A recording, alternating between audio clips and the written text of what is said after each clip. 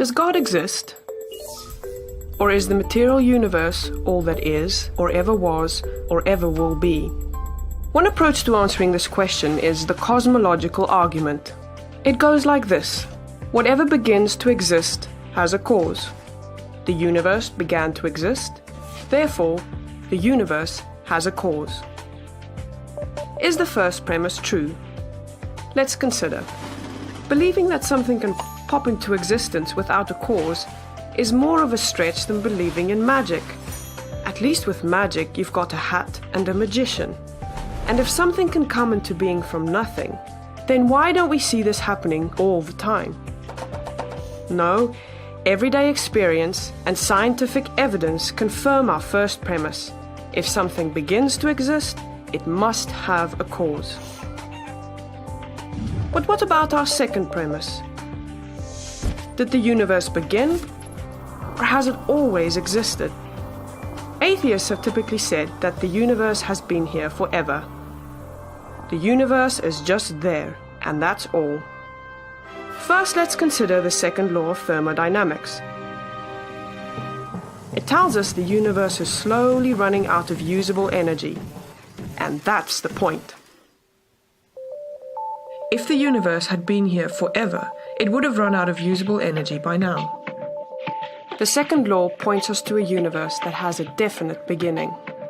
This is further confirmed by a series of remarkable scientific discoveries. In 1915, Albert Einstein presented his general theory of relativity. This allowed us, for the first time, to talk meaningfully about the past history of the universe. Next, Alexander Friedmann and George Lemaitre, each working with Einstein's equations, predicted that the universe is expanding. Then in 1929, Edwin Hubble measured the red shift in light from distant galaxies. This empirical evidence confirmed not only that the universe is expanding, but that it sprang into being from a single point in the finite past. It was a monumental discovery, almost beyond comprehension. However, not everyone is fond of a finite universe, so it wasn't long before alternative models popped into existence. But one by one, these models failed to stand the test of time. More recently, three leading cosmologists, Arvin Bord, Alan Guth, and Alexander Vilenkin, proved that any universe which has on average been expanding throughout its history cannot be eternal in the past, but must have an absolute beginning. This even applies to the multiverse, if there is such a thing. This means that scientists can no longer hide behind a past eternal universe. There is no escape. They have to face the problem of a cosmic beginning. Any adequate model must have a beginning, just like the standard model. It's quite plausible then that both premises of the argument are true. This means that the conclusion is also true. The universe has a cause.